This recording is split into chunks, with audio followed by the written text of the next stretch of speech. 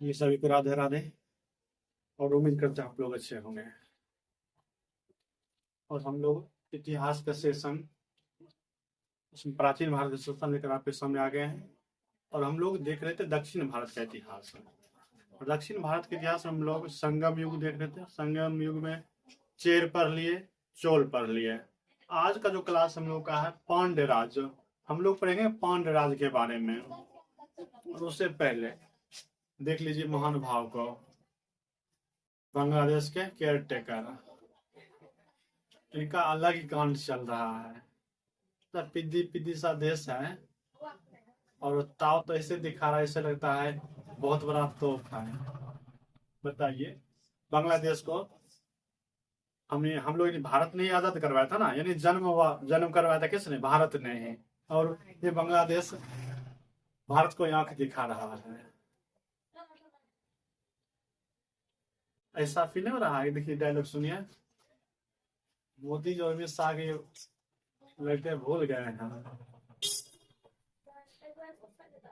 यानी इनका कहना है कि सेवन सिस्टर, हम लोग जो पढ़ते हैं सेवन सिस्टर, यानी पूर्वोत्तर राज्य जो पढ़ते हैं, उसमें हो गया आपका असम, नागालैंड, मणिपुर, मिजोरम, त्रिपुरा, अरुणाचल प्रदेश। इस सब राज्य जो हम लोग का भारत का है, ये बोल इनका कहना है, यानी यूनुस खान का, इसकी गार्जियन केयर टेकर का बाबू भाई ऐसे डायरेक्ट बाबू देखते हैं तेरा तो गेम बचाना पहले। पड़ेगा। और पांड्य राज हम लोग शुरू करेंगे, देखेंगे जैसे पांड्य राज के बारे में कहा जाता है। यह जो मुख्य रूप से जो था कावेरी नदी के दक्षिण में था। यानी पांड्य राज जो था कावेरी नदी के दक्षिण में था। वहां का जो इलाका, दो इलाका था, मदुरा और तिरुनेलवेली।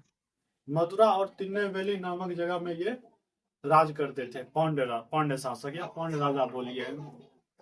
पांड्य शासकों की जानकारी, सबसे पहले इसको देखिए जानकारी कहाँ से मिलता है। तो पांड्य राज की जानकारी हमें अलग अलग स्रोतों से मिला है।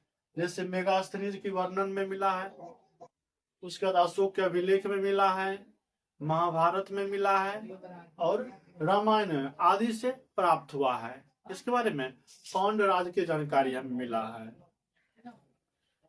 और उसका पांड्य राज जो है, इसको पांड्यों को हेराक्लीज की पुत्री माना जाता है। यानी पांड्यों को हेराक्लीज की पुत्री माना जाता है। कहा जाता है कि हेराक्लीज क्या थे? पुत्री थे।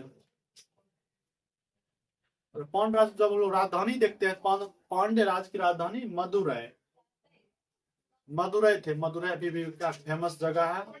और बहुत सारे टेम्पल है, जैसे मीनाक्षी टेम्पल मदुरै में ही है। देखने में तो बहुत ही क्या अद्भुत है, गजब है। देख लीजिए, यही है मीनाक्षी मंदिर इमेज में। कितना देखिए, एक झक्कास तरीके कहते उत्कृष्ट नमूना पेश किया है कलाकारी का। उसका देख, पांड्य राज का जो राजकीय चिन्ह था मछली है। पांड्य राज का राजकीय चिन्ह मछली था। जिससे पहले हम लोग पढ़े थे चेर और चोल। चेर पढ़े थे, चेर जो राज था उसका राजकीय चिन्ह क्या था? धनुष। और हम लोग जब चोल पढ़े थे, चोल राज का राजकीय चिन्ह क्या था? बाघ। जैसे हम लोग पांड्य पे पहुंचे, पांड्य राज में, पांड्य राज का चुनाव क्या था? पांड्य राज का चिन्ह था मछली। पांड्य राज की प्रारंभिक राजधानी कोरकई में था। पांड्य राज का प्रारंभिक राजधानी कहा जाए तो कोरकई में था। अब इसके बारे में तब देख लिया। और हम लोग पढ़ रहे खास करके मुख्य राजाओं के बारे में। तो कुछ राजा, पहले राजा के बारे में देख लेंगे। बैठ जाओ। जैसे देखिए नेडियोन पांड्य राजा में से एक है। नेडियोन का अर्थ होता है लंबा व्यक्ति। यानी इनका हाइट अच्छा खासा था, 5 से 6 फीट का हो सकता है लंबा, जैसा अर्थ इसका निकल रहा है। इसने पहरुली नदी को, किसने?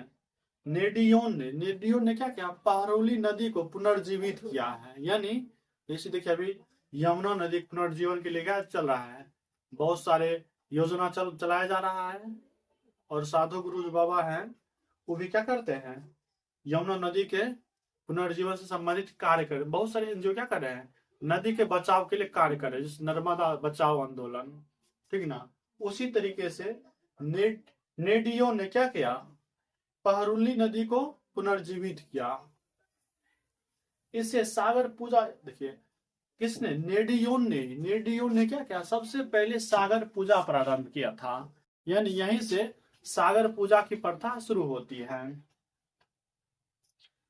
उसका देखिए नेडुंजेलियन, और फिर दूसरा शासक हुए, ये सबसे शक्तिशाली राजाओं में आता है नेडुंजेलियन के बारे में हम लोग देखेंगे।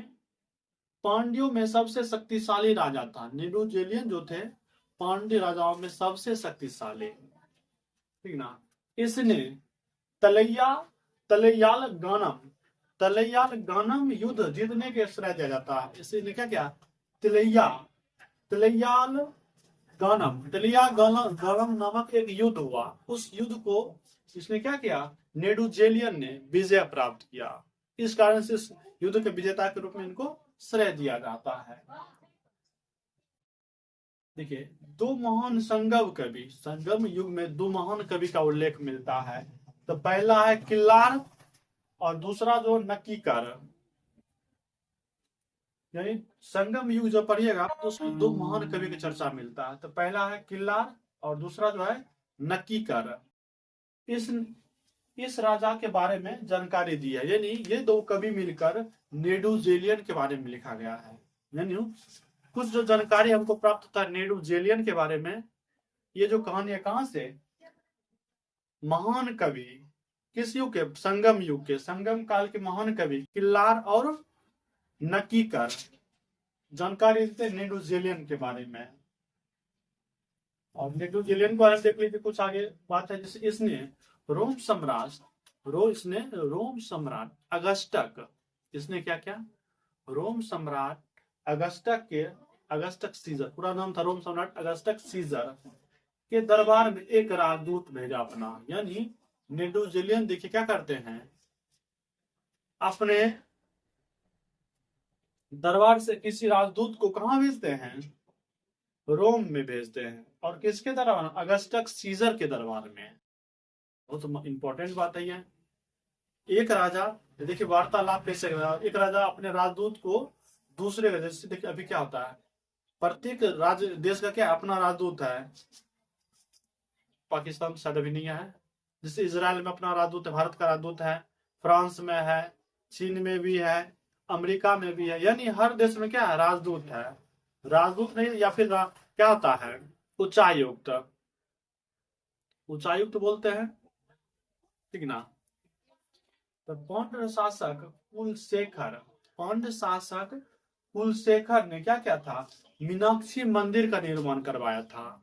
यहाँ से इंपॉर्टेंट बात, ज्यादा कुछ नहीं है, आपको इंपॉर्टेंट बात, महत्वपूर्ण बात हम क्या ध्यान रखना है, चोल पांड्य राजा का राजकीय चिन्ह क्या था, मछली।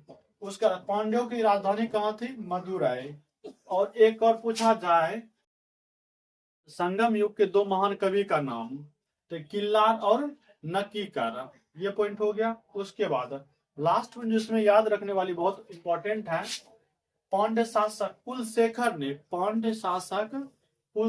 किया, मीनाक्षी मंदिर का निर्माण करवाया था। ये रहा कुछ जानकारी आज पांड्य राज के बारे में। और आगे हम लोग क्लास करेंगे संगम युग, यानी अब कंप्लीट संगम युग के बारे में देखेंगे। यहाँ का राजनीतिक व्यवस्था कैसी थी, यहाँ मूर्ति कला व्यवस्था कैसी थी, मंदिर कला, वहाँ किस कला के रूप में मंदिर का निर्माण कराया जाता था। इन सारी बातों को हम लोग आज नेक्स्ट क्लास में देखेंगे। इसको आप लोग नोट कर लीजिए।